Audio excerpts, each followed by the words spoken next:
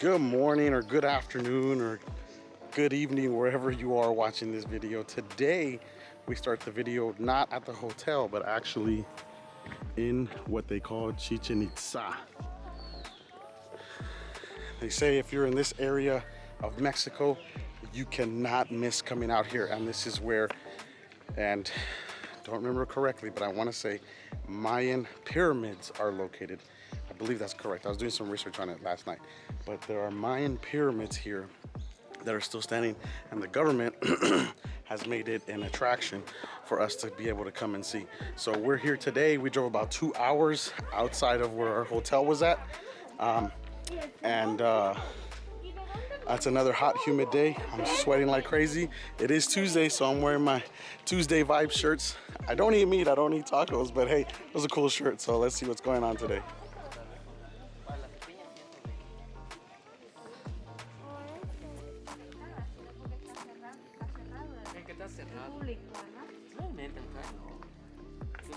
Están las pirámides. Sí, deme.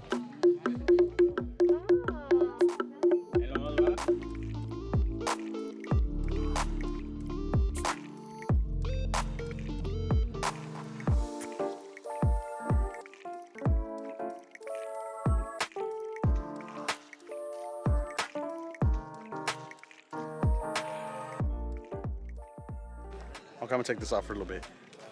That is impressive. You know, I've read about Egypt and how they built the pyramids of Giza and the structures and stuff like that. And even though I've never been to Egypt, I mean, this is as close as I'm gonna get to it for now. But Egypt, I'm coming for you. But wow, that is impressive. I really wish I can go up there, but I know they won't let us go up there. But that's beautiful, and the perfect weather too. It's not even that hot. We thought it was gonna be very humid and hot. I mean, it's a little hot, but it's not as bad as I thought it would be, but this is impressive. Okay, so apparently you can clap and your voice, not your clap, the sound of your clap echoes. So I don't know if you guys can see Edgar doing it. I'm gonna give Edgar the camera so he can record me doing it. Okay, I'm gonna try it.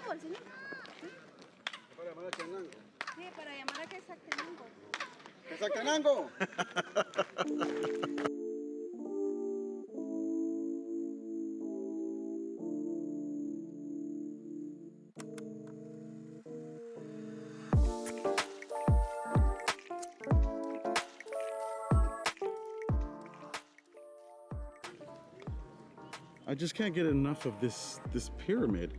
Apparently there's 96 steps. 96 steps to get up there. That would be a really good workout though. That's a workout. Okay, so this is what happens when you don't pay for a tour guide. You just walk around, look at what's the architecture here, right, Lily? And then try to guess what it is.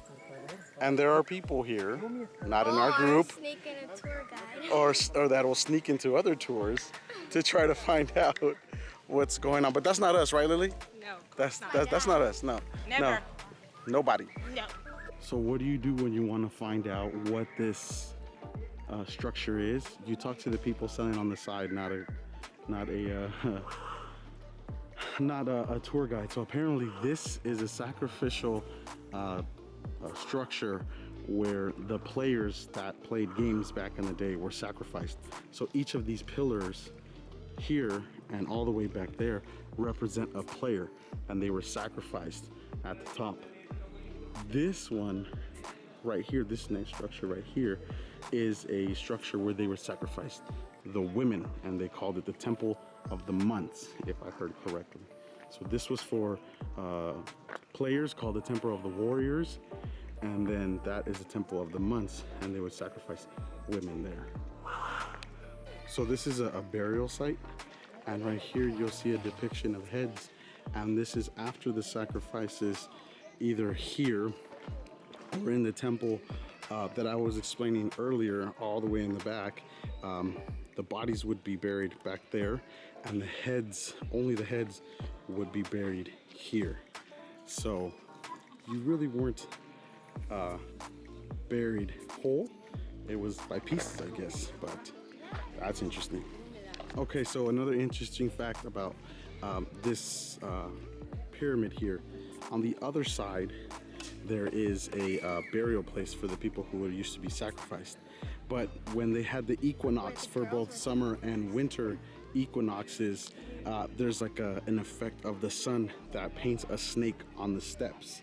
So obviously I'm not here in those times, but my brother came here, and normally, well, he came for the March one, and he saw it. So if you're ever in the area, or you're gonna travel around March for the summer equinox or the winter equinox, that would be a spectacle to see here. So the last video showed the whole show in Xcaret at night, and one of the games they were playing was, I think it was a 7-man team. They were playing with a ball, and they were trying to make it in a hoop with the hips. Some say it's the earliest form of soccer. Don't quote me on that. But here, where we're currently at Chichén Itzá, they have their own form. Now, I was reading about that, and what the plaque is saying is basically that this probably was not done by the hip, but this is a form of the game later on in time. And so the descriptions on the walls down here kind of show where the players are at. So where the gentleman's pointing right there, he's showing a total of 7 players. Then on that end, there's another total of 7 players as well too. But this essentially was an arena back in the Mayan times, and they played the game that I witnessed and was shown in the last video, which is pretty cool because it has kind of like a basketball feel to it. And I know probably it should not be making that reference, but it has a basketball feel to it, looking at it.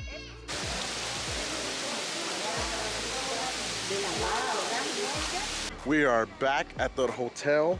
I tried to record a little bit of where we were at in Chichén Itzá, but it started raining and I didn't want to get the camera wet. And where we were at, there was just people just trying to sell us stuff. I mean, it's a beautiful experience to go. You have people selling their artisan stuff that they make there, trying to make a living. But the structures is beautiful, the history of it's beautiful, the culture that you see is there beautiful as well too. And it's pretty cool. We didn't pay for a tour guide or anything like that, but if you ask one of the people that are selling there, they'll tell you what's going on there. An interesting thing that they were telling us about the Mayan calendar, and so I asked the gentleman, I said, hey, where do I land on the Mayan calendar? Because obviously it's different from the calendar that we use now. And it isn't by specific date and month.